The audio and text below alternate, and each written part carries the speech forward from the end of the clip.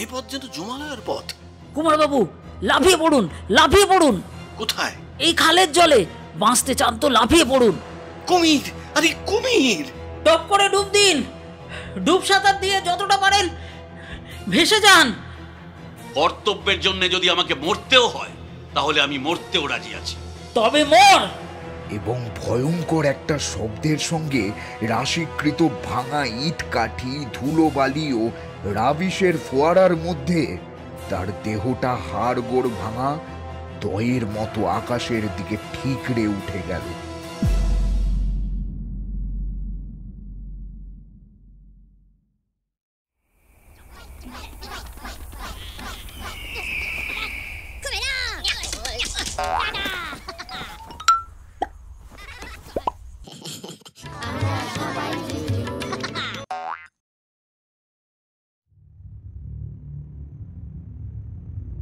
আজকের গল্প অমাবস্যার রাত। লেখক হেমেন্দ্র কুমার রায়। আজ আপনারা শুনবেন গল্পটির দ্বিতীয় পর্ব। প্রথম পর্বে আপনারা শুনেছেন মানসপুর গ্রামে বাঘের উৎপাত। সেই বাঘ কেবল গয়না পরা মহিলাদের অমাবস্যার রাত 12টায় তুলে নিয়ে যেত। তার সঙ্গে ছিল ভুলু ডাকাতের দলের ডাকাতি। এই ঘটনার তদন্ত করতে এলেন কুমার। মানসপুর গ্রামে এসে সঙ্গে পেলেন পুলিশ অফিসার চন্দ্রবাবু আর গ্রামের মাতব্বর পটলবাবুকে। গ্রামে বসবাস করতে এলেন বিত্তশালী মোহনলাল। তারা সবাই একসাথে অন্ধকার রাতে বাঘ ধরতে বেরোলো।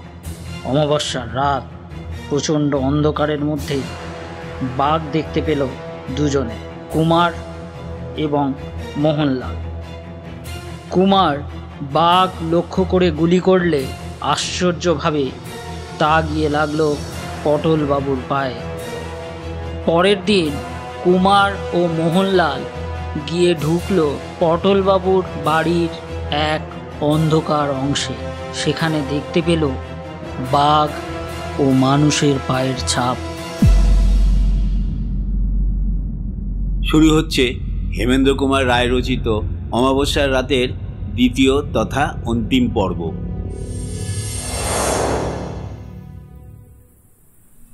অত্যন্ত সতর্কভাবে পা টিপে টিপে দুজনে এগুতে লাগলো। অন্ধকার যেন হাজার হাত বাড়িয়ে ক্রমেই বেশি করে তাদের চেপে ধরছে।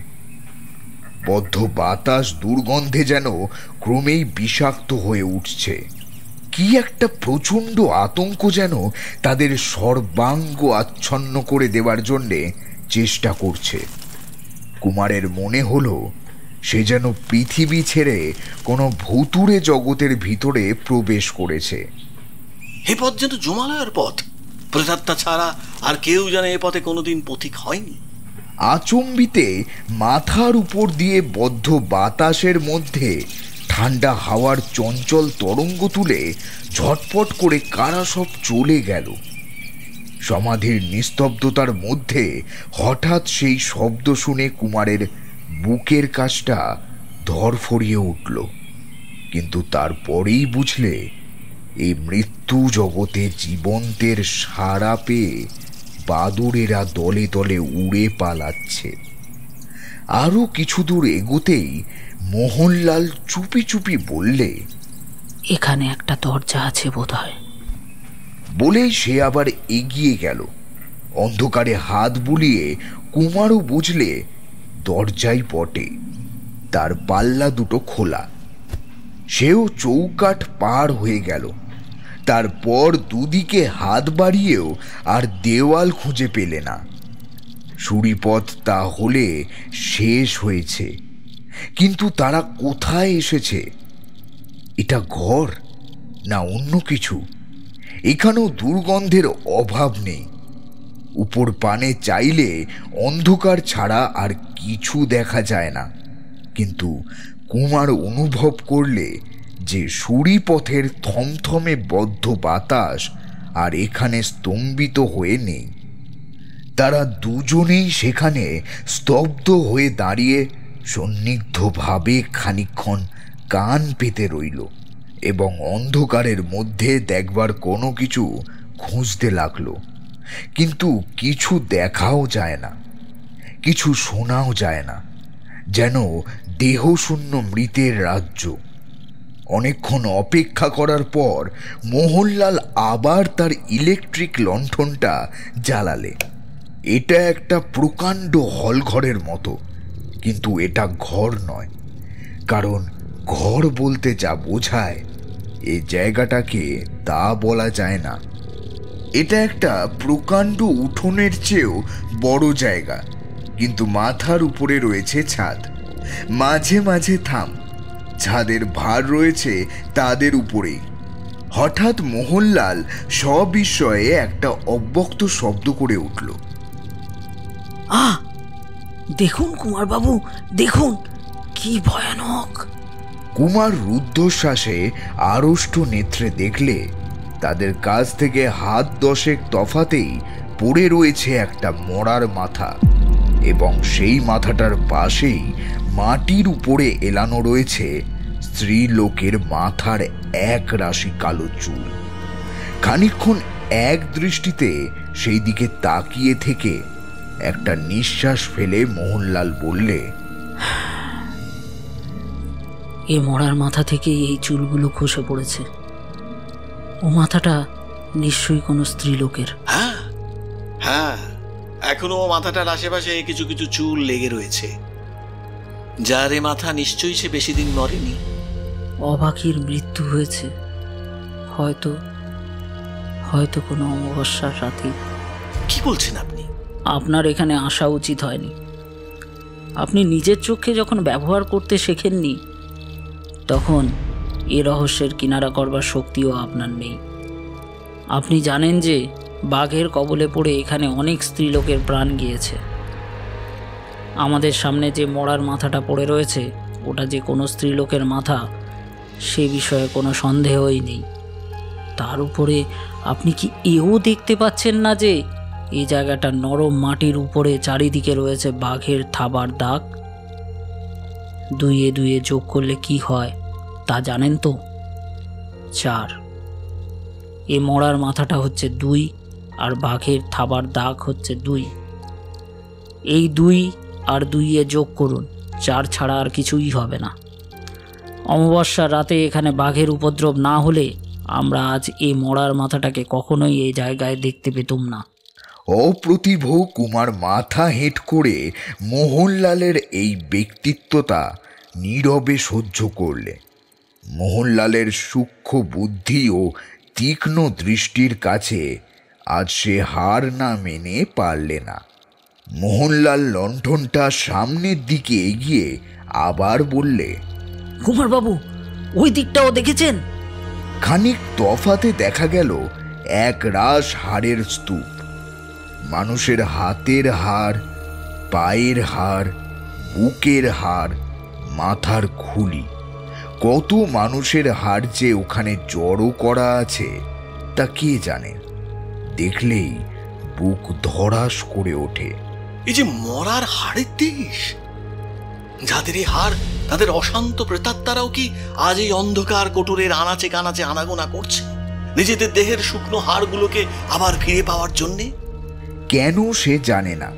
কুমারের বারবার মনে হতে লাগলো ইলেকট্রিক লণ্ঠনের আলোক রেখার ওপারে গাঢ় কালো অন্ধকার, যেখানে এই চিররাত্রির আলোকহীন গর্তের মধ্যে থমথম করছে, সেখানে দল বেঁধে দাঁড়িয়ে মানুষের চোখে অদৃশ্য হয়ে কারা সব প্রেত লোকের নিঃশব্দ ভাষায় ফিসফিস করে কথা কইছে আর ঘন ঘন দীর্ঘশ্বাস ত্যাগ করছে।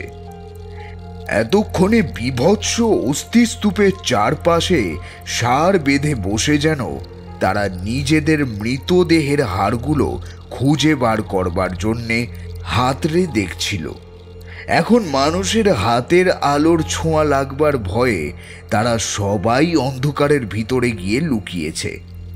কুমার আর থাকতে না পেরে 2 হাতে মোহনলালের 2 কাঁধ প্রাণপণে চেপে ধরে বললে, মোহনবাবু, আর নয়, এখানে আমি আর থাকতে পারছি না। আকাশের আলোর জন্যে প্রাণ আমার ছটফট করছে। চলুন চলুন চলুন, বাইরে যাই, চলুন। কুমারবাবু, আমারও মনটা কেমন ছ্যাঁত ছ্যাঁত করছে।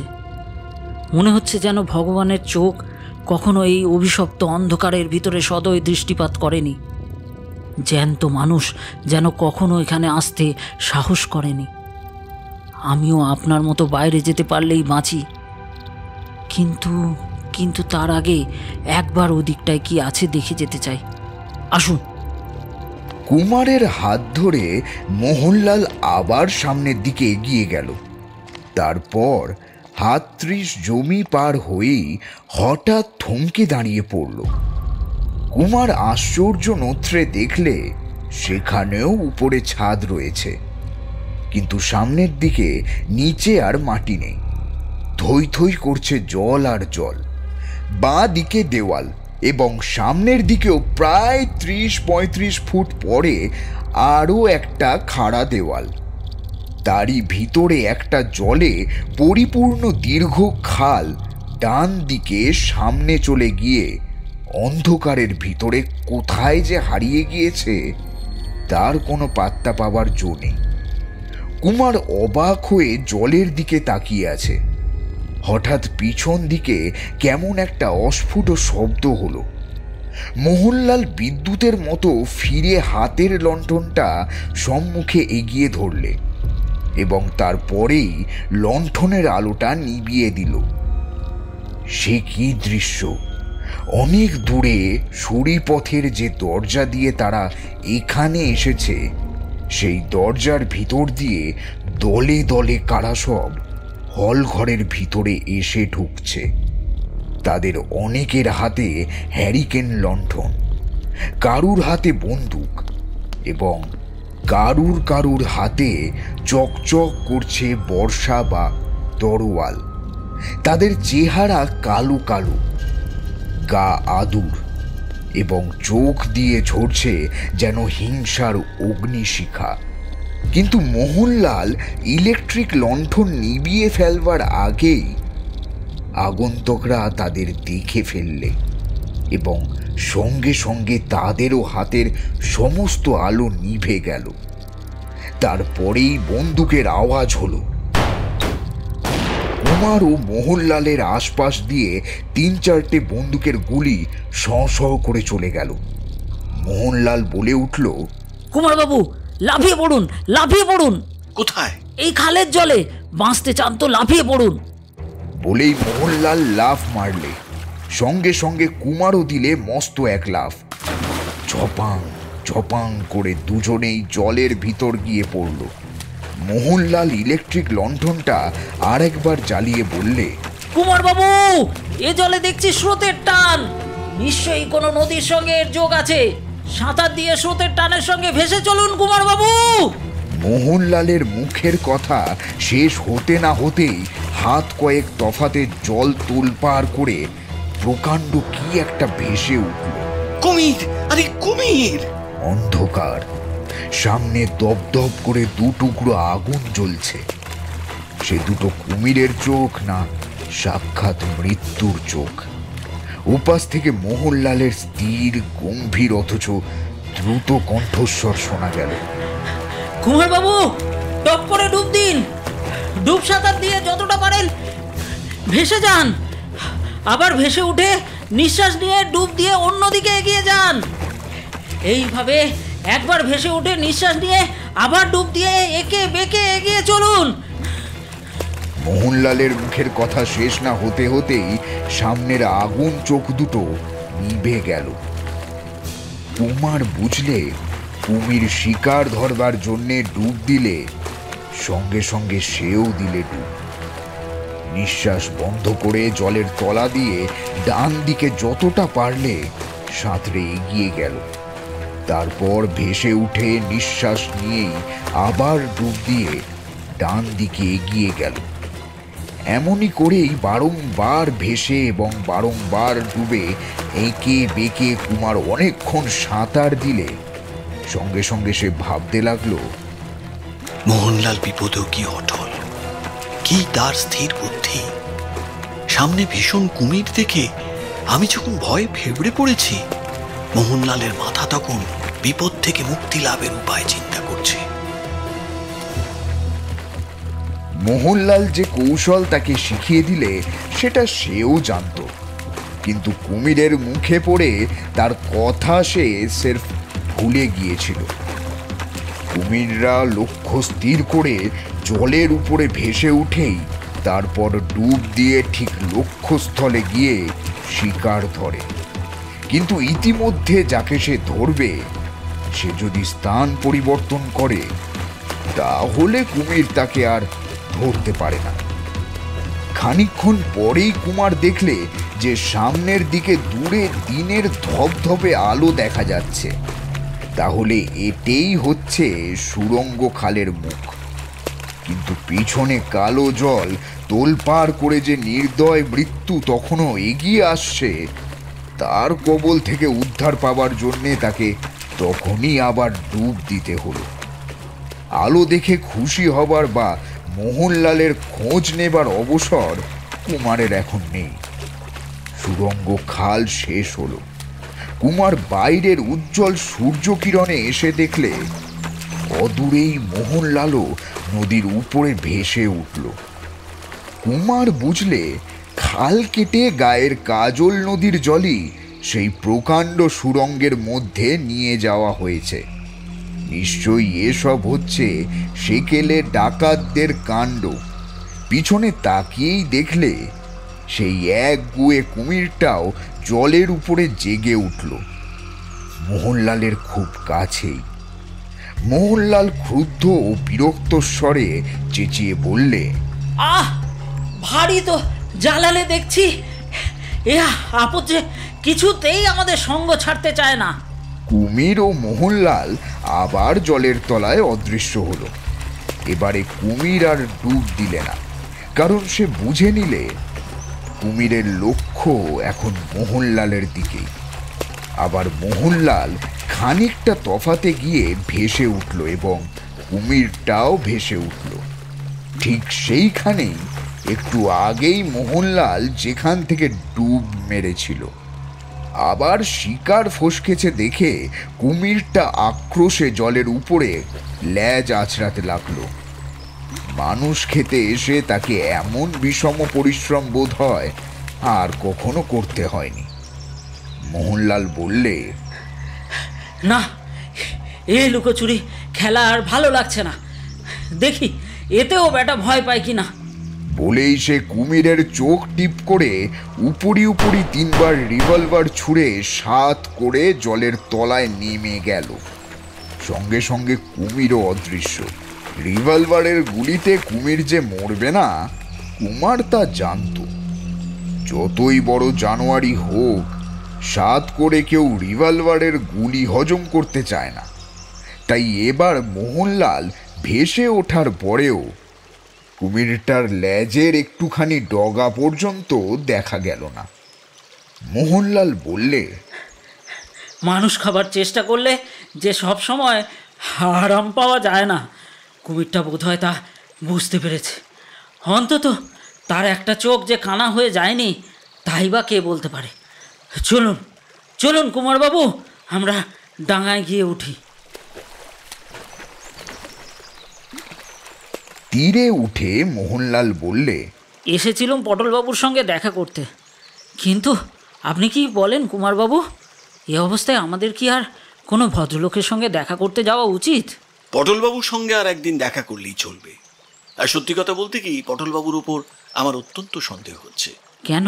পটলবাবুর বাড়ির ভেতরে আজ যা দেখলুম, তার সঙ্গে তার যে যোগ নেই, এটা কি বিশ্বাস করা যায়? না, বিশ্বাস করা যায় না। কিন্তু পটলবাবু তো অনায়াসেই বলতে পারেন যে এই সেকেলে প্রকাণ্ড অট্টালিকার ভাঙা ইটের রাশির ভেতরে কোনো মানুষ ভরসা করে পা বাড়ায় না। তিনি এর বারমহলটাই মেরামত করে নিয়েছেন। এর ভেতরে তিনিও কোনো দিন ঢোকেননি। সুতরাং এর মধ্যে কি হচ্ছে না হচ্ছে তা তিনি কেমন করে জানবেন? তিনি বললেই কি আমরা মেনে নেব? অগত্যা না মেনে উপায় কি? আমাদের প্রমাণ কোথায়? বাড়ির ভাঙা মহলগুলো তো দিনরাতই খোলা পড়ে থাকে। বাইরের যে কোনো লোক যখন খুশি তার ভেতরে ঢুকতে পারে, যেমন আজ আমরা ঢুকেছিলাম। অথচ পটলবাবু কিছুই টের পাননি। ডাকাত বা অন্য কোনো বদমাইশের দল কোনো অজানা গুপ্তপথ দিয়ে তার মধ্যে ঢুকে কখন কোথায় আস্তানা পাতে সে কথা তিনি কি করে জানবেন? ভাঙা বাড়ির ভেতরে যে বাঘের আড্ডা আছে এটাও তার পক্ষে জানা সম্ভব নয়। আর বুনো বাঘ যদি মানুষ ধরে খায় সেজন্য কেউ পটলবাবুর ঘাড়ে দোষ চাপাতে পারে না। আর এ হচ্ছে আশ্চর্য বুনো বাঘ, পোড়ো বাড়িতে থাকে, তিথি নক্ষত্রের খবর রাখে, অমাবস্যার রাত না হলে তার খিদে হয় না, গয়না পরা স্ত্রীলোক ছাড়া আর কারুকে সে ধরে না, আবার সঙ্গে করে আনে ডাকাতের দল। প্রতি অমাবস্যার রাতে এখানে এসে যে দেখা দেয় সে কি সত্যি সত্যি বাঘ না অন্য কিছু? আপনি তো স্বচক্ষেই বাঘটাকে দেখেছেন, আমিও দেখেছি। এ যে আসল বাঘই বটে তার প্রমাণ আজ পেয়েছি। পোড়োবাড়ির অন্ধকার গহ্বরে মানুষের হাড়ের স্তূপ তো দেখেছেন, যাদের রক্তমাংস গেছে বাঘের জঠরে, সেই অভাগাদেরই হাড়ের রাশি সেখানে পড়ে রয়েছে। এই বাঘ কি মায়া বাঘ না এসব ভুতুরে কাণ্ড? গাঁয়ের লোকেরাও বলে এসব ভুতুড়ে কাণ্ড, কিন্তু বিংশ শতাব্দীর ইংরেজ আইনের কাছে ভুতুড়ে কাণ্ড বলে কোনো কাণ্ডই নেই। আমরা একালের সভ্য লোক, ভূত তো কোন ছাড়, ভগবানকেই আমরা উড়িয়ে দিতে পারলে বেঁচে যাই। কিন্তু যাক সে কথা, এখন আপনি কি করবেন? থানায় ফিরে যাব। কিন্তু সাবধান, আজ যা দেখেছেন থানার কারুর কাছে তা প্রকাশ করবেন না। অমাবস্যার রাতের রহস্য যদি জানতে চান তাহলে একেবারে মুখ বন্ধ করে রাখবেন। পুলিশের কাছে এখন কিছু জানালেই তারা বোকার মতো গোলমাল করে সব গুলিয়ে দেবে। আজ যা দেখলুম তাতে মনে হয় আপনি চুপচাপ থাকলে আসছে অমাবস্যাতেই সব রহস্যের কিনারা হয়ে যাবে। আজ আর এর বেশি কিছু বলবো না, নমস্কার। মোহনলাল তার বাসার দিকে চলে গেল। কুমার চিন্তিত মুখে থানার দিকে এগিয়ে চলল। বাসার কাজ বরাবর এসেই সে দেখলে চন্দ্রবাবু একদল পাহারাওয়ালা নিয়ে থানার ভিতর থেকে বেরিয়ে আসছেন। কুমারকে দেখেই তাড়াতাড়ি তার কাছে এসে বললেন, এই যে কুমার, তোমার জন্য আমার বড় ভাবনা হয়েছিল। কেন চন্দ্রবাবু? আমি শুনলাম তুমি আর মোহনলাল নাকি নদীতে কুমিরের মুখে পড়েছ। এখন তোমাকে দেখে আমার সকল ভাবনা দূর হলো। যাক, এই যাত্রা তাহলে তুমি বেঁচে গিয়েছো। এ যাত্রা কেন চন্দ্রবাবু, অনেক যাত্রায় এমনই আমি বেঁচে গেছি। তবে একদিনের যাত্রায় মরণকে যে আর ফাঁকি দিতে পারবো না সে বিষয়ে কোনো সন্দেহ নেই।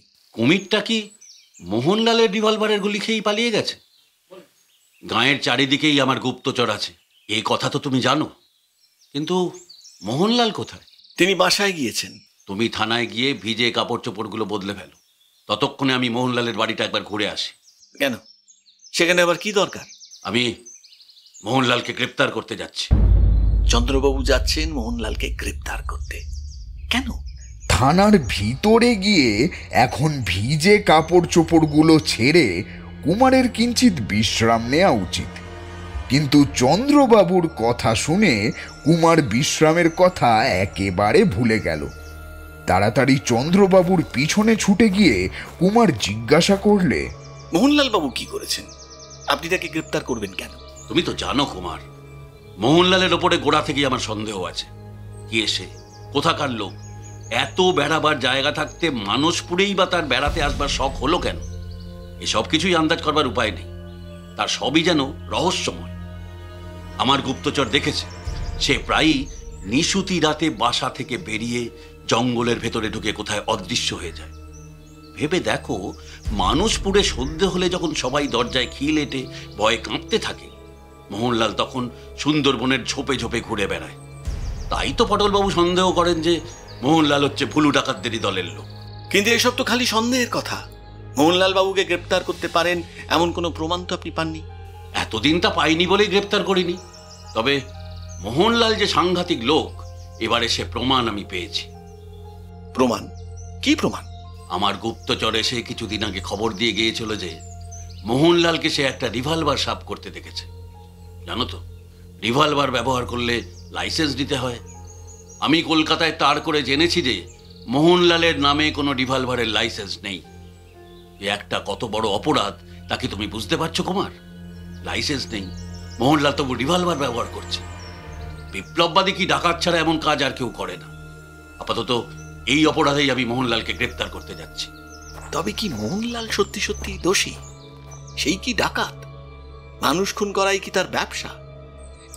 কিন্তু তাহলে অমাবস্যার রাতের রহস্য আবিষ্কার করবার জন্য তার এত বেশি আগ্রহ কেন? আর মোহনলাল যদি ডাকাতদেরই কেউ হয়, তবে পটলবাবুর ভাঙা বাড়ির ভেতরে গিয়ে ডাকাতদের দেখে ভয় পালিয়ে এলো কেন? এসব কি ছলনা, নাকি আমার চোখে ধুলো দেওয়ার চেষ্টা? এমনই সব কথা ভাবতে ভাবতে চন্দ্রবাবু ও পাহারাওয়ালাদের সঙ্গে সঙ্গে কুমার এগিয়ে চলল এবং ক্রমে বট অশ্বত্থ ও তাল নারিকেলের ছায়া খেলানো আঁকা বাঁকা মেটে পথ দিয়ে কুমার মোহনলালের বাসার সম্মুখে গিয়ে পড়ল।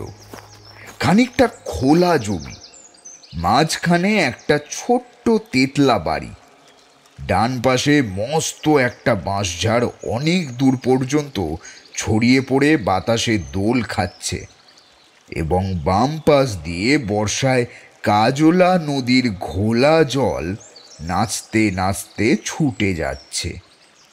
চন্দ্রবাবু ও কুমার বাড়ির সদর দরজার কাছে গিয়ে দাঁড়ালো। দরজা ভিতর থেকে বন্ধ। চন্দ্রবাবু দুজন পাহারাওয়ালাকে ডেকে বললে, বাড়ির পেছনে একটা খিড়কির দরজা আছে, তোমরা সেই দরজা গিয়ে পাহারা দাও। পাহারাওয়ালারা তার হুকুম তামিল করতে ছুটল। চন্দ্রবাবু দরজার কড়া নাড়তে লাগলেন, কিন্তু কোনোই সাড়া পাওয়া গেল না।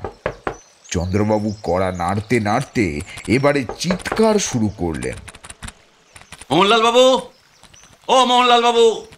সারা শব্দ কিছুই নেই। আরো কিছুক্ষণ কড়া নেড়ে ও চিৎকার করে চন্দ্রবাবু শেষটা খাপ্পি হয়ে বললেন, মোহনলাল বাবু, এ ভালো হচ্ছে না, কিন্তু এবারে কিন্তু আমরা দরজাটা ভেঙে ফেলবো। এতক্ষণে দরজাটা খুলে গেল। মস্ত বড় এক মুখ পাকা দাড়ি গোঁফ নিয়ে একটা খোট্টা চাকর দরজার উপরে এসে দাঁড়ালো। ভাঙা ভাঙা বাংলায় জিজ্ঞাসা করলে, কাকে খোঁজা হচ্ছে? মোহনলাল বাবু কোথায়? বাবু তেতলার ছাদের ওপর আছেন। তাকে এক ধাক্কায় সরিয়ে দিয়ে চারজন পাহারাওয়ালা সঙ্গে চন্দ্রবাবু বেগে বাড়ির ভিতর গিয়ে ঢুকলেন। কুমারও পিছনে পিছনে গেল। সামনেই সিঁড়ি দিয়ে সকলে দ্রুত পদে একেবারে তেতলার ছাদে গিয়ে উঠল। তেতলার ছাদের উপরে একটা চিলে ছাদ। মোহনলাল পরম নিশ্চিন্ত মুখে সেই ছাদের ধারে পা ঝুলিয়ে বসে আছে। চেঁচিয়ে চেঁচিয়ে আমার গলা ভেঙে গেল, তবু মশাইয়ের সাড়া পাওয়া যাচ্ছিল না কেন শুনি? ঘুরে আসি, হাসি হাসি পড়বো ফাঁসি, দেখবে ভারতবাসী একবার বিধান। আরে আমি যে গান গাইছিলাম, গান গাইতে গাইতে সাড়া দেবো কেমন করে?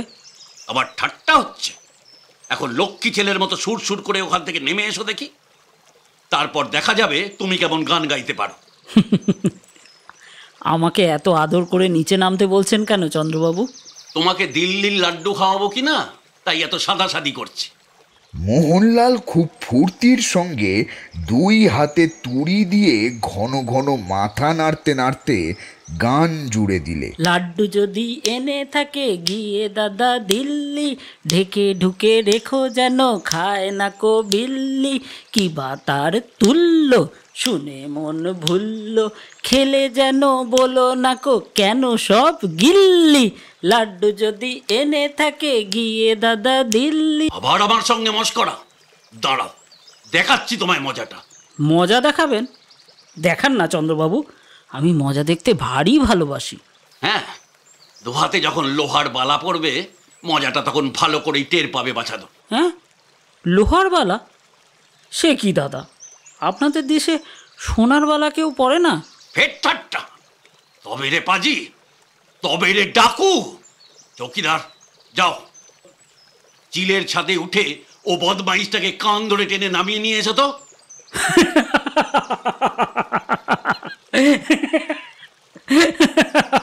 পাহারাওয়ালারা অগ্রসর হলো, কিন্তু মোহনলাল একটুও দমল না। হো হো করে হেসে উঠে ডান হাতখানা হঠাৎ মাথার উপর তুলে সে বললে, আমার ডান হাতে কি রয়েছে সেটা দেখতে পাচ্ছেন তো? মোহনলালের ডান হাতে কালো রঙের গোলাকার কি একটা জিনিস রয়েছে বটে। চন্দ্রবাবু সন্দেহপূর্ণ স্বরে জিজ্ঞাসা করলেন, কি কি ওটা? বোমা। পাহারাওয়ালারা তাড়াতাড়ি পিছিয়ে এলো। মোহনলাল বললে, আমার দিকে কেউ আর এক পা এগিয়ে এলেই আমি এই বোমা ছুঁড়ব, সঙ্গে সঙ্গে সমস্ত বাড়িখানা উড়ে যাবে। কিন্তু তাহলেও তুমি বাঁচবে না। না, আমিও বাঁচব না, আপনারাও বাঁচবেন না। চন্দ্রবাবু খানিকক্ষণ স্তব্ধ হয়ে রইলেন, তারপর বললেন, মোহনলাল, আমাকে ভয় দেখিয়ে তুমি পালাতে পারবে না। কর্তব্যের জন্য যদি আমাকে মরতেও হয় তাহলে আমি মরতেও রাজি আছি। তবে মর!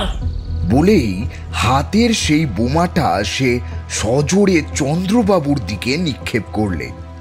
পর মুহূর্তে কুমারের মনে হলো চোখের সামনে সারা পৃথিবীর আলো দপ করে নিভে গেল এবং ভয়ঙ্কর একটা শব্দের সঙ্গে রাশিকৃত ভাঙা ইট কাঠি, ধুলোবালি ও রাবিশের ফোয়ারার মধ্যে তার দেহটা হাড়গোড় ভাঙা দয়ের মতো আকাশের দিকে ঠিকরে উঠে গেল।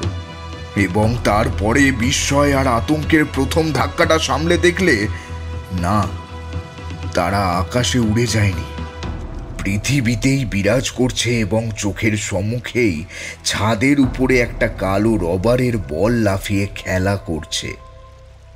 দু হাতে মুখ চেপে চন্দ্রবাবু ছাদের উপরে হাঁটু গেড়ে বসে পড়েছেন এবং চারজন পাহারাওয়ালা চারদিকে চিৎপাত বা উপুড় হয়ে পড়ে গড়াগড়ি দিচ্ছে।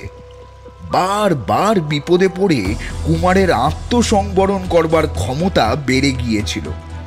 তাই সকলের আগে সেই বুঝতে পারলে যে মোহনলাল যেটা ছুঁড়েছিল সেটা বোমা টোমা কিছুই নয়, একটা তুচ্ছ রবারের বল মাত্র।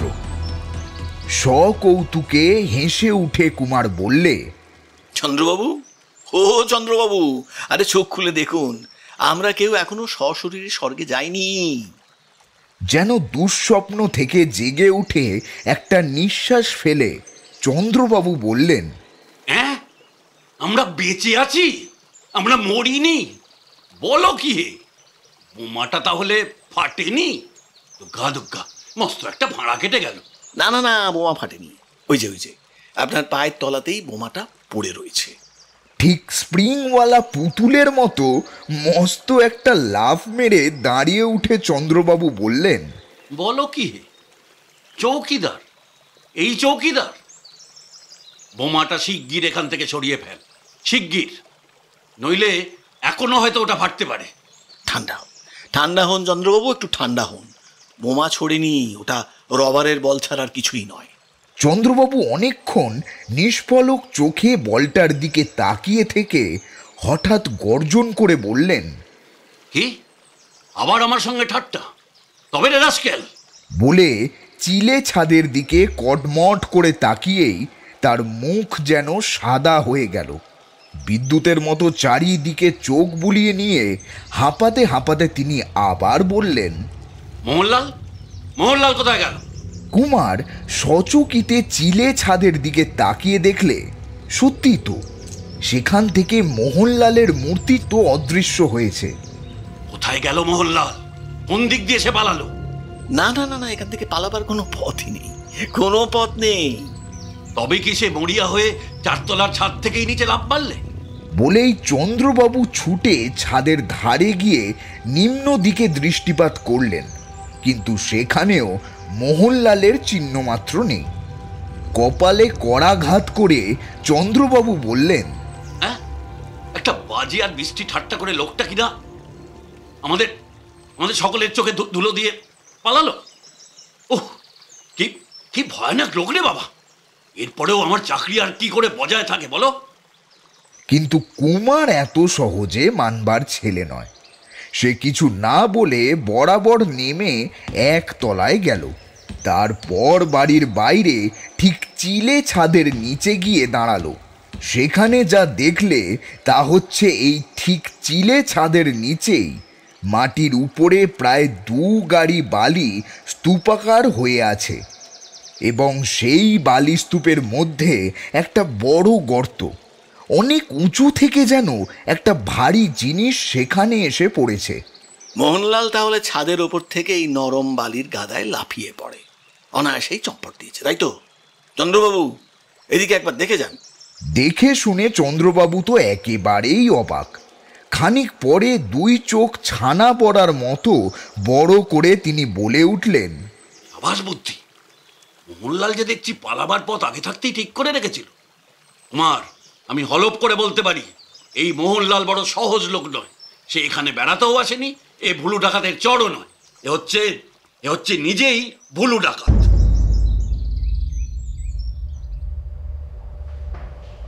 থানায় ফিরে আবার এক নতুন বিস্ময়। কুমার নিজের ঘরে ঢুকেই দেখলে মেঝের উপর একখানা খাম পড়ে আছে, যেন জানলা গলিয়ে কেউ সেখানা ঘরের ভিতরে ছুঁড়ে ফেলে দিয়েছে। চিঠিখানা এই: কুমারবাবু, আসছে অমাবস্যার রাতে আপনি পটলবাবুর ভাঙা বাড়ির সুড়ি পথের কাছাকাছি ঝোপঝাপে কোথাও লুকিয়ে থাকবেন। সঙ্গে রিভলভার আর টর্চ লাইট নিয়ে যেতে ভুলবেন না। আসছে অমাবস্যার রাতেই রহস্যের কিনারা হয়ে যাবে। ইতি বন্ধু। আবারও একটি কথা, এই চিঠির কথা ঘুণাক করেও চন্দ্রবাবুর কাছে প্রকাশ করবেন না। হ্যাঁ, মানে কেই চিঠি লিখেছে? বন্ধু? এখানে কে আমার বন্ধু? মোহনলাল? আরে সে তো পলাতক। তবে কি বনের ভেতরে গর্তের ভেতর থেকে আমাকে উদ্ধার করেছিল এ কি সেই ব্যক্তি? কে সে? কুমারের ভাবনায় বাধা পড়ল। আচম্বিতে ঝড়ের মতো চন্দ্রবাবুর ঘরের ভিতরে প্রবেশ করলেন। তারও হাতে একখানা চিঠি। দেখো কুমার, এ আবার কি ব্যাপার? আমার শোবার ঘরের ভেতর বাইরে থেকে এই চিঠিখানা কে ছুঁড়ে ফেলে দিয়েছে? চিঠিখানা নিয়ে কুমার বুঝলে এই লোক তাকে আর চন্দ্রবাবুকে চিঠি লিখেছে। এ পত্রখানায় লেখা ছিল, চন্দ্রবাবু, আসছে অমাবস্যার রাতে পটলবাবুর ভাঙা বাড়ির পেছনে কাজলা নদীর জল যেখানে সুড়ঙ্গ খালের মধ্যে দিয়ে ঢুকেছে, ঠিক সেইখানেই অনেক লোকজন আর অস্ত্র নিয়ে লুকিয়ে থাকবেন। সেই রাত্রেই আপনি ভুলু ডাকাতের দলকে গ্রেফতার করতে পারবেন। ইতি বন্ধু।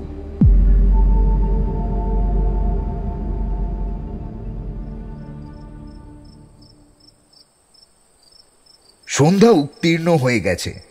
অমাবস্যার সেই ভয়ানক রাত আবার এসেছে, কিন্তু 12টা বাজতে এখনো অনেক দেরি। কুমার নিজের ঘরের জানলার ফাঁক দিয়ে দেখলে চন্দ্রবাবু ধরাচুড়ো পড়ে প্রস্তুত হচ্ছেন। সেই অজানা বন্ধুর কথা মতো চন্দ্রবাবু যে আজ পটলবাবুর বাড়ির পিছনে কাজলা নদীর সুড়ঙ্গ খালের মুখে গিয়ে সদল বলে পাহারা দিতে ভুলবেন না, কুমার তা বেশ জানত। এবং সে এটাও জানত যাবার আগে তারও ডাক পড়বে, চন্দ্রবাবু তাকেও তার সঙ্গে যেতে বলবেন। কিন্তু সেই অজানা বন্ধু তাকে ভাঙা বাড়ির সুড়ি পথের কাছাকাছি কোনো ঝোপে ঝাপে লুকিয়ে থাকতে বলেছে। চন্দ্রবাবুর কাছে আবার এ কথা প্রকাশ করতে বারণও আছে, তাই কুমার তাকে কোনো কথাই জানায়নি। কাজে কাজেই পাছে চন্দ্রবাবু তাকে সঙ্গে যাবার জন্য ডাকেন। সেই ভয়ে কুমার চুপি চুপি থানা থেকে আগে থাকতেই বেরিয়ে পড়ে পটলবাবুর বাড়ির উদ্দেশ্যে রওনা দিল। কিন্তু এই অজানা বন্ধুই বা কে, আর চন্দ্রবাবুর কাছে এত লুকোচুরির কারণই বা কি? অনেক মাথা ঘামিয়েও কুমার সেটা আন্দাজ করতে পারেনি। আজও সেই কথাই ভাবতে ভাবতে কুমার অন্ধকারের ভিতর দিয়ে পথ চলতে লাগলো। অন্ধকারকে আরো ঘন করে তুলে ওই তো পটলবাবুর প্রকাণ্ড ভগ্ন অট্টালিকা সামনেই দাঁড়িয়ে আছে। তার দেওয়ালকে শক্ত শিকড় দিয়ে জড়িয়ে ধরে যেসব বড় বড় অশ্বত্থ বট মাথা খাড়া করে আছে, প্রবল বাতাসে নিজেরা দুলতে দুলতে তারা যেন অন্ধকারকেও দুলিয়ে দিয়ে বলছে, সর সর সর, মর মর মর। আন্দাজে আন্দাজে সে সেই মস্ত বড় ভাঙা সিং দরজার তলায় গিয়ে দাঁড়ালো। কিন্তু অন্ধকারে আর তো এগোনো চলে না। কুমার কান পেতে খুব তীক্ষ্ণ চোখে চারিদিকে তাকিয়ে দেখলে, কিন্তু দেখাও যায় না এবং গাছপালার মর্মর শব্দ ছাড়া আর কিছুই শোনাও যায় না। সে তখন টর্চ লাইটটা টিপে মাঝে মাঝে আলো জেলে ধীরে ধীরে অগ্রসর হতে লাগলো। আবার সেই সব বিভীষিকা, মাথার উপরে উড়ন্ত প্রেতাত্মার মতো ঝটপট ঝটপট করে বাদুড়ের দল যাচ্ছে আর আসছে, যাচ্ছে আর আসছে। দুটো গোখরো সাপ ফনা তুলে ফোঁস করে উঠেই টর্চ লাইটের তীব্র আলোয় ভয় পেয়ে বিদ্যুতের মতো এঁকে বেঁকে পালিয়ে গেল। চক মিলানো ঘরগুলোর ও দালানের আনাচে কানাচে থেকে যেন কাদের হিংসু ক্ষুধিত ও জলজলে চোখ দেখা যায়। দিনের বেলাতেই যে নির্জন বিপদাপূর্ণ বাড়ির ভীষণতা মনকে একেবারে কাবু করে দেয়, অমাবস্যার কালো রাতে সে বাড়ি যে আরও কত ভয়ানক হয়ে উঠতে পারে কুমারের আজ সেটা আর বুঝতে বাকি রইল না। তবু সেদিন মোহনলাল সঙ্গে ছিল, আর আজ সে একা। কুমারের প্রাণ খুব কঠিন, তাই এখনো সে অটল পদে এগিয়ে যাচ্ছে। অন্য কেউ হলে এতক্ষণে হয়তো অজ্ঞান হয়ে পড়ত। কুমার ভয় পেল না বটে, কিন্তু তারও বারবার মনে হতে লাগলো এই প্রকাণ্ড পোড়ো বাড়িটা হানা বাড়ি না হয়ে যায়। এ হচ্ছে নিষ্ঠুর ডাকাত জমিদারের বাড়ি। কত মানুষ এখানে যন্ত্রণায় ছটপট করতে করতে অপঘাতে মারা পড়েছে, কে তা বলতে পারে? নিশ্চয়ই তাদের আত্মার গতি হয়নি। নিশ্চয়ই তারা নিঃশব্দে কেঁদে কেঁদে বাতাসে বাতাসে দীর্ঘশ্বাস ফেলে ঘরে ঘরে ঘুরে বেড়াচ্ছে এবং মাঝে মাঝে উকি মেরে তাকে দেখছে। আচম্বিতে কুমার সচমকে শুনলে ঠিক তার পেছনে কার পায়ের শব্দ। সে থমকে দাঁড়িয়ে পড়ল। কান পেতে শুনলে শব্দ টব্দ কিছুই নেই, তারই শোনবার হয়তো ভুল। এই ভেবে কুমার আবার এগোলো। আবার সেই পায়ের শব্দ। আবার সে দাঁড়িয়ে পড়ল। সঙ্গে সঙ্গে পায়ের শব্দ থেমে গেল। না, তার শোনবার ভুল নয়, কেউ তার পিছু নিয়েছে। কিন্তু কে সে? ভূত না হিংস্র জন্তু? সন্তর্পণে কুমার অগ্রসর হলো। অমনি সেই পায়ের শব্দ জেগে উঠল। হঠাৎ কুমার তীর বেগে ফিরে দাঁড়ালো। তার এক হাতে জ্বলন্ত টর্চ লাইট আর এক হাতে রিভলভার। কাউকে দেখা গেল না বটে, কিন্তু উঠানের উপরে একটা মস্ত ঝোপ দুলছে। কেউ কি ওখানে লুকিয়ে আছে? যদি সে তাকে দেখে থাকে তাহলে তারও আর আত্মগোপন করা বৃথা।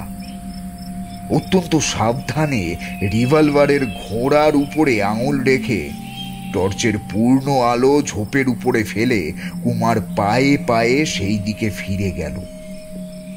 ঝোপের সম্মুখে গিয়ে কুমার শুনিয়ে শুনিয়ে বললে, যদি কেউ এখানে থাকে তাহলে বেরিয়ে এসো, নইলে এই আমি গুলি করলুম। কোনো সাড়া নেই। ভালো করে সে তখন ঝোপটা নেড়ে চেড়ে দেখলে, কিন্তু কিছুই আবিষ্কার করতে পারলে না। কেবল খানিক তফাতের আরও একটা ঝোপ থেকে একটা শেয়াল বেরিয়ে ঊর্ধ্বশ্বাসে ছুটে পালালো। হয়তো এ শেয়ালের পায়ের শব্দেই সে ভয় পেয়েছে। এই ভেবে কুমার আবার অগ্রসর হলো। দুপা যায়, থামে আর শোনে, কিন্তু পায়ের শব্দ আর শোনা গেল না। আরে, এ তো সেই সুরি পথ। আমি আর মোহনলাল সেদিন ওরই মধ্যে ঢুকে বিপদে পড়েছিলাম। আজ এখানেই অপেক্ষা করবার কথা। ঝোপঝাপ এখানেই সর্বত্রই। সুড়িপথের একপাশে এমন একটা ঝোপ বেছে নিয়ে কুমার গা ঢাকা দিয়ে বসলো, যাতে তার পেছন দিকে থাকে বাড়ির দেওয়াল। অন্তত পিছন দিক থেকে কোনো গুপ্ত শত্রুর আক্রমণের ভয় আর রইল না। কিন্তু ঝোপের ভিতরে গিয়ে বসার সঙ্গে সঙ্গেই কুমার অবাক হয়ে শুনলে খুব কাছেই অন্তরালে বসে কে যেন সকৌতুকে প্রবল হাসির ধাক্কা সামলাবার চেষ্টা করছে। কিন্তু সে যেই হোক, কুমারের আর খোঁজাখুঁজি করবার আগ্রহ হলো না। সে কেবল বাঁধন খুলে পিঠের বন্দুক হাতে নিলে। যখন তার পিছনে রইল দেওয়াল আর হাতের বন্দুক সামনের দিকে জেগে রইল, তার সাবধানী দুই চক্ষু তখন কোনো শত্রুরই তোয়াক্কা সে রাখে না। জন্তু, মানুষ ও অমানুষ অমন অনেক শত্রুকেই এ জীবনে সে দেখেছে। শত্রুর ভয়ে তার বুক কোনোদিন কাঁপেনি, আজও কাঁপবে না। কিন্তু শত্রু তবু এলো, একলা নয়, চুপি চুপি নয়, দলে দলে। ভীম বিক্রমে কোলাহল করতে করতে অমন উঁচু দেওয়াল তার পৃষ্ঠ রক্ষা করতে পারলে না, এবং তার গুলি ভরা বন্দুক রিভলভারও তাদের পিছনে হটাতে পারলে না।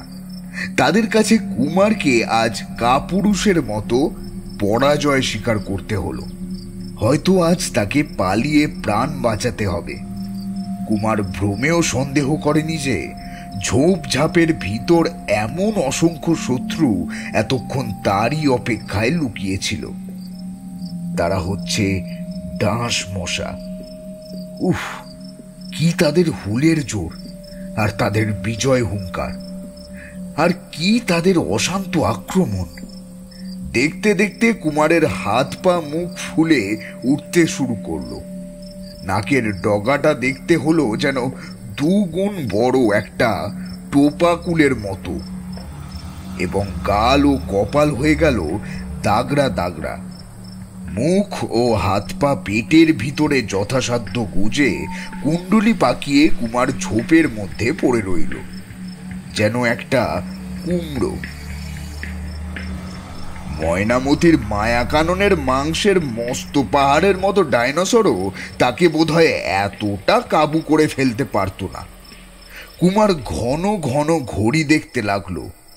এ মশার পালের হাজার হাজার হুলের খোঁচার চেয়ে অমাবস্যার রাতের সেই ভয়াবহ ব্যাঘ্রের থাবা তার কাছে এখন ঢের বেশি আরামের বলে মনে হলো।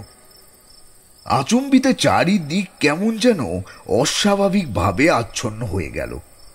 কুমার হাতের রেডিয়াম ঘড়ির দিকে তাকিয়ে দেখল রাত 12টা বাজতে মোটে আর 1.5 মিনিট দেরি আছে। কি একটা আসন্ন আতঙ্কের সম্ভাবনায় স্তম্ভিত অন্ধকার যেন আরো কালো হয়ে উঠল। অন্ধরাত্রির বুক প্রচণ্ড যেন ভয়ে টিপ টিপ করতে লাগলো। পেঁচা, বাদুর ও চামচিকের মিলিত আর্তনাদে চারিদিকে স্তব্ধতা যেন ছিঁড়ে ফালাফাল হয়ে গেল। পোড়ো বাড়ির অলিগলিতে এতক্ষণ যারা নিশ্চিন্ত হয়ে লুকিয়েছিল, সেই সব অজানা নানা পশুর দল পর্যন্ত কি এক দুরন্ত বিভীষিকা দেখে প্রাণ ভয়ে বেগে ছুটে পালিয়ে যেতে শুরু করলে। এখন এ স্থান যেন মানুষ তো দূরের কথা, বন্য পশুর পক্ষেও নিরাপদ নয়। কুমার হাজার হাজার মশার কামড় পর্যন্ত ভুলে গেল।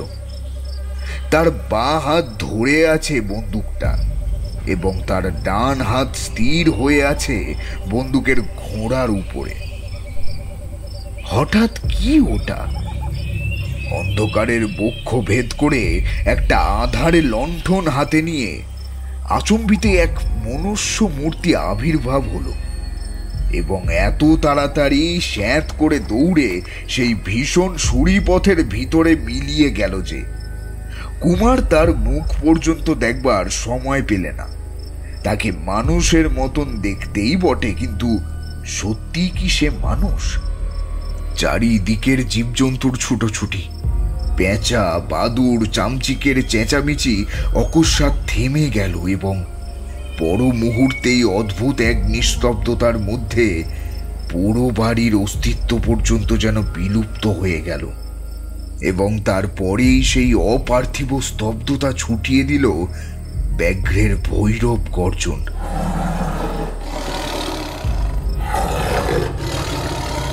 একবার, দুবার, তিনবার সেই গর্জন জেগে উঠে পৃথিবীর মাটি থরথরিয়ে কাঁপিয়ে আকাশ বাতাসকে থমথম করে দিলে।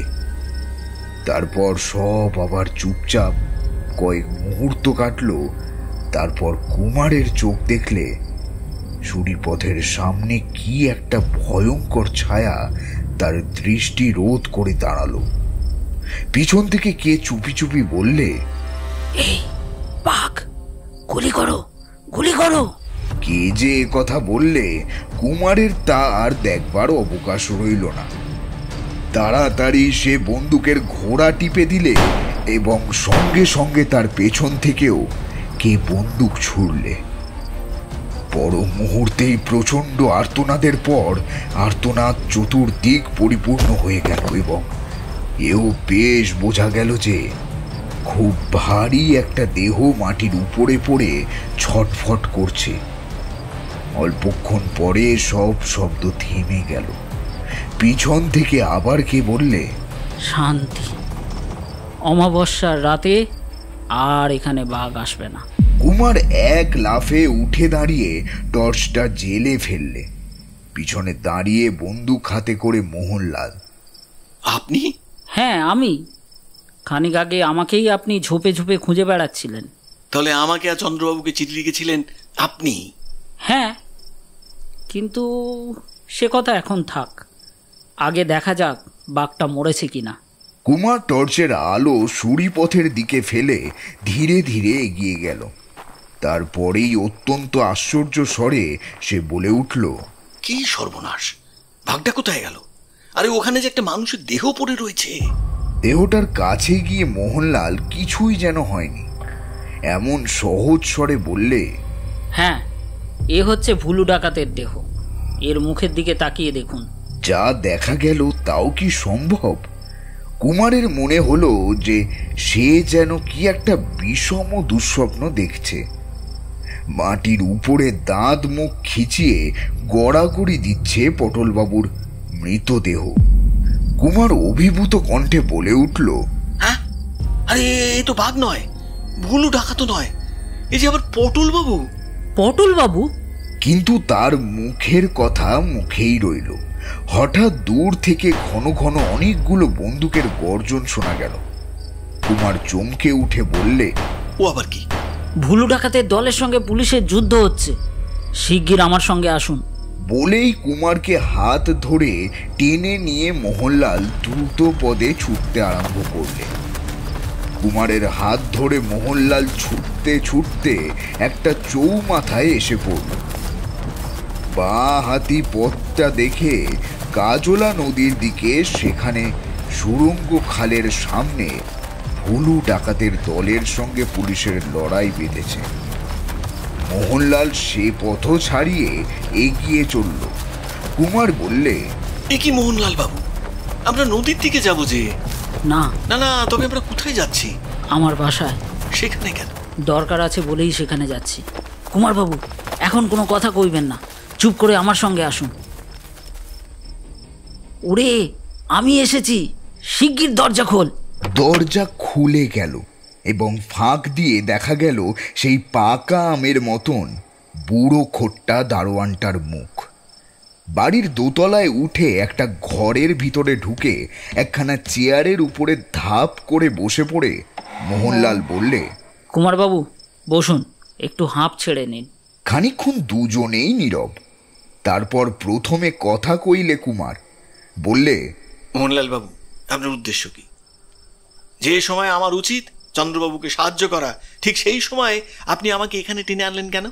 আপনার সাহায্য না পেলেও চন্দ্রবাবু হাহাকার করবেন না। আপনি না গেলেও তিনি যে আজ ভুলু ডাকাতের দলকে গ্রেপ্তার করতে পারবেন, এ বিষয়ে আমার কোনো সন্দেহই নেই। তবু আমার সেখানে যাওয়া উচিত। মোহনলাল সে কথার জবাব না দিয়ে কয়েক মুহূর্ত চুপ করে রইল। তারপর হঠাৎ জিজ্ঞাসা, কুমারবাবু, আপনি মার্গারেটে মুরের উইচকাল্ট ইন ওয়েস্টার্ন ইউরোপ নামে বইখানা পড়েছেন? এরকম খাপছাড়া প্রশ্নের অর্থ বুঝতে না পেরে কুমার বললে, না। আপনি ডাইনি বিশ্বাস করেন? ডাইনিদের অনেক গল্প শুনেছি বটে, সেসব গল্পে আমার বিশ্বাস হয় না। কিন্তু আপনি এমন সব উদ্ভট প্রশ্ন করছেন কেন? কুমারবাবু, হাইক্যান্থ্রপি কাকে বলে জানেন? কুমার বিরক্তের সাথে না সূচক মাথা নাড়ল। ইউরোপের ডাইনিরা নাকি হাইক্যান্থ্রপির মহিমায় মানুষ হয়েও নেকড়ে বাঘের আকার ধারণ করতে পারত। পারতো, তাতে আমাদের কি? আমাদের দেশেও অনেকে বলেন মন্ত্রতন্ত্র বা বিশেষ কোনো ওষুধের গুণে মানুষ নাকি বাঘের আকার ধারণ করতে পারে। এতক্ষণে কুমারের মাথায় ঢুকলো মোহনলাল কি বলতে চায়। এক লাফে উঠে পড়ে কুমার উত্তেজিত স্বরে বললে, মোহনলাল বাবু, আরে ও মোহনলাল বাবু, তবে কি আপনার মতে এখানকার অমাবস্যা রাতের বাঘটাও হচ্ছে সেই রকম কোনো অস্বাভাবিক জীব? আমার কোনো মতামত নেই। মানুষ যে বাঘ হতে পারে এ কথা বিশ্বাস করতে আমার প্রবৃত্তি হয় না। বিজ্ঞানও তা মানে না।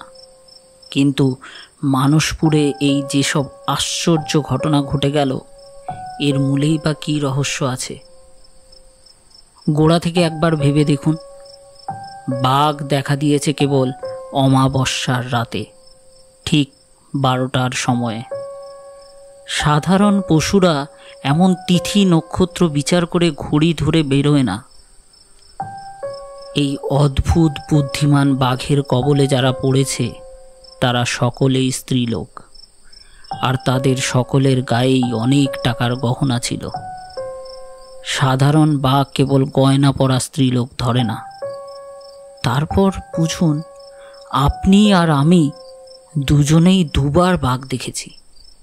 আপনি গুলি ছুঁড়েছেন, কিন্তু দুবারই বাঘের বদলে পাওয়া গেল মানুষকে, অর্থাৎ পটলবাবুকে। প্রথমবারে আহত আর দ্বিতীয়বারে মৃত অবস্থায়। দুবারই বাঘের আবির্ভাব আমাদের চোখে পড়েছে। তার পায়ের দাগও দেখা গেছে, তার রক্তমাখা লোমও আমি পেয়েছি, কিন্তু তার দেহ অদৃশ্য হতেও আমরা দেখিনি, অথচ তা খুঁজেও পাওয়া যায়নি। উপরন্তু দুবারই পটলবাবু যে কখন ঘটনাস্থলে এসেছেন তা আমরা দেখতে পাইনি। ইউরোপে এমনই মায়া নেকড়ে বাঘের অসংখ্য কাহিনী আছে। সাংঘাতিক আঘাত পেয়ে যখন তারা মরেছে, তখন আবার মানুষেরই আকার পেয়েছে। তাহলে আপনি কি বলতে চান, যে পটলবাবুই বাঘের আকার ধারণ করে? আমি ওরকম কিছু বলতে চাই না। আমি খালি দেখাতে চাই যে সমস্ত প্রমাণ পরে পরে সাজালে ঠিক যেন মনে হবে কোনো মায়া ব্যাঘ্রই মানসপুরের এই সব ঘটনার জন্য দায়ী। যারা এটা কুসংস্কার বলে উড়িয়ে দেবেন তাদেরও মতে আমি সায় দিতে রাজি আছি। মানুষ যে ব্যাঘ্র মূর্তি ধারণ করতে পারে এটা আমার বিশ্বাস হয় না, কারুকে আমি বিশ্বাস করতেও বলি না। তবে কিন্তু এ বিষয়ে আমার কোনোই সন্দেহ নেই, ভুলু ডাকাত আর পটলবাবু একই লোক। নিজে সকলের সামনে নিরীহ ভালো মানুষটির মতো থেকে পটলবাবু তার ভাঙা বাড়ির অন্ধকূপের মধ্যে ডাকাতের দল পুষতেন। কালু সর্দার তারই দলের লোক। অমাবস্যার রাতে বাঘের উপদ্রবের সুযোগে তারই হুকুমে কালু দল নিয়ে ডাকাতি করতে বেরোতো। নৌকোয় চড়ে সুড়ঙ্গ খাল দিয়ে ডাকাতেরা দল বেঁধে বাইরে বেরিয়ে আসতো। গভীর রাত্রে কাজল নদীর বুকে তাদের নৌকো আমি স্বচক্ষে দেখেছি। সবই যেন বুঝলুম, কিন্তু কিন্তু আপনি কে? আমি হচ্ছি মোহনলাল, অত্যন্ত নিরীহ ব্যক্তি। কিন্তু নিরীহ ব্যক্তির কাছে রিভলভার বন্দুক থাকে কেন? সুন্দরবনে খুব নিরীহ ব্যক্তিরও রিভলভার বন্দুক না হলে চলে না। মানলুম, কিন্তু তারাও রিভলভার বন্দুকের জন্য লাইসেন্স দেয়। আপনার কি লাইসেন্স আছে? না। লাইসেন্স না নিয়ে রিভলভার বন্দুক রাখে কেবল গুন্ডা, খুনি আর বদমাইশরা। এ কথা সত্য বটে। তবে কে আপনি বলুন? মোহনলাল ঘর কাঁপিয়ে হো হো করে অট্টহাসি হেসে উঠল। কুমার দৃঢ় স্বরে বললে, পুলিশের ভয়ে যে পালিয়ে বেড়ায় সে কখনোই ভালো লোক নয়। ও ও আপনার কি বুদ্ধি কুমার বাবু, আপনি ঠিক আন্দাজ করেছেন, আমি ভালো লোক নই। বাজে কথায় ভুলিয়ে সেবারে আমার চোখে আপনি খুব ধুলো দিয়েছেন, কিন্তু এবারে সেটি আর হচ্ছে না। ওই শুনুন কারা আসছে। নিচের সিঁড়িতে ধূপ ধূপ করে অনেকগুলো দ্রুত পায়ের শব্দ শোনা গেল, যেন কারা বেগে উপরে উঠছে। এ আবার কোন শত্রুর দল আক্রমণ করতে আসছে? আরে এ কি কুমার, তুমি এখানে? আগে হ্যাঁ, আমি মোহনলাল বাবুর সঙ্গে আলাপ করছিলাম। মোহনলাল? কোথায় সে দুরাত্মা? আমিও তো তারই খোঁজে এখানে এসেছি। আজই আমি ভুলু ডাকাতের দলকে গ্রেপ্তার করেছি, কেবল ভুলুকেই পাইনি। আমার বিশ্বাস মোহনলাল ভুলু ডাকাত ছাড়া আর কেউ নয়। কুমার ফিরে দেখলে মোহনলাল আর সে ঘরে নেই। মোহনলাল যেখানে বসেছিল তার পিছনেই একটি বদ্ধ দরজা, এ ঘর থেকে আর একটা ঘরে যাবার জন্য। মোহনলাল নিশ্চয়ই ও ঘরে গিয়ে দরজা বন্ধ করে দিয়েছে। বাঘের মতো সেই দরজার উপরে ঝাঁপিয়ে পড়ে চন্দ্রবাবু বললেন, মোহনলাল, এবারে আর তোমার বাঁচোয়া নেই। সমস্ত বাড়ি আমি ঘেরাও করে ফেলেছি, একটা মাছি পর্যন্ত এখান থেকে বেরোতে পারবে না। ভালো চাও তো দরজা খোলো। ঘরের ভিতর থেকে সাড়া এলো, আগে আপনি আমাকে ভয় দেখাচ্ছেন কেন? মোহনলাল তো এ ঘরে নেই। সেদিনকার মতো আবার আজ ঠাট্টা করা হচ্ছে। তুমিই তো মোহনলাল, শিগগির বেরিয়ে এসে বলছি। আগে ভুল করছেন, আমি মোহনলাল নই। আচ্ছা, আগে বেরিয়ে এসো তো, তারপর দেখা যাবে তুমি কোন মহাপুরুষ। আগে আবার ভুল করছেন, আমি মহাপুরুষও নই।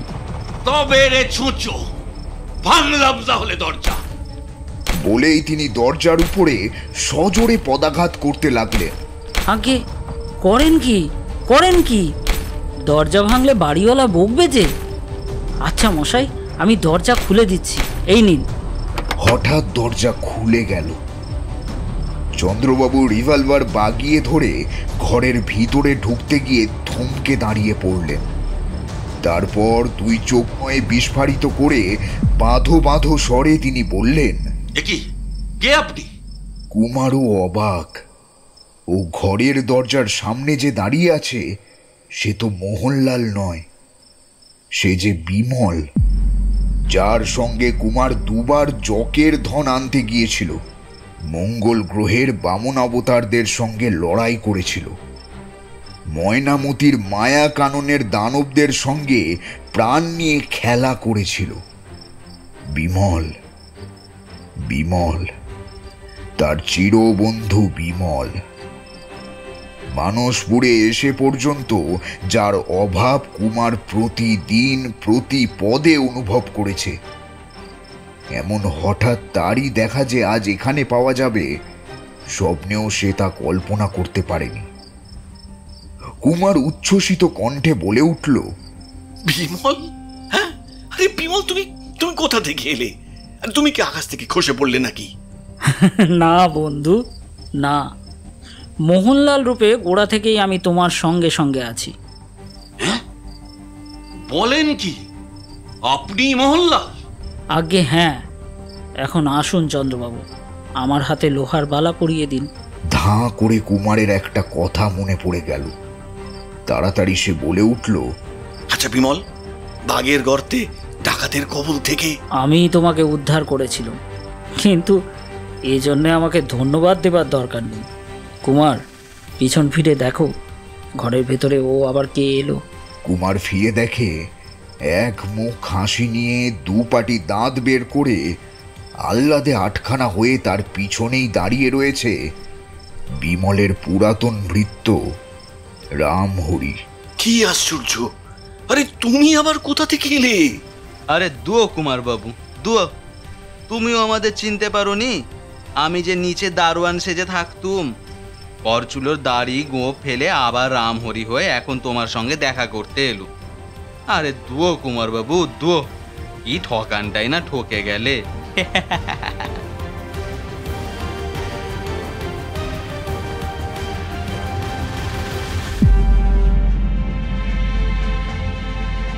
গল্পটি আপনাদের কেমন লাগলো তা কমেন্টের মাধ্যমে অবশ্যই জানাবেন। আর চ্যানেলটিকে ভালো লাগলে লাইক, শেয়ার আর সাবস্ক্রাইব করে আমাদের পাশে থাকবেন। আমাদের নোটিফিকেশান সঙ্গে সঙ্গে পাওয়ার জন্য সাবস্ক্রাইব বাটনের পাশে থাকা বেল আইকনটিতে প্রেস করে রাখুন। আরেকটি কথা, আপনারা আপনাদের লেখা গল্পগুলি অডিও স্টোরি রূপে শুনতে চাইলে আমাদের চ্যানেলের মেল আইডিতে পাঠাতে পারেন। নির্বাচিত গল্পগুলি আমরা অডিও স্টোরি রূপে তুলে ধরব। আমাদের ডেসক্রিপশন বক্সে মেল আইডি পেয়ে যাবেন। আজ তবে এই পর্যন্ত। ভালো থাকবেন, সুস্থ থাকবেন। শুভরাত্রি।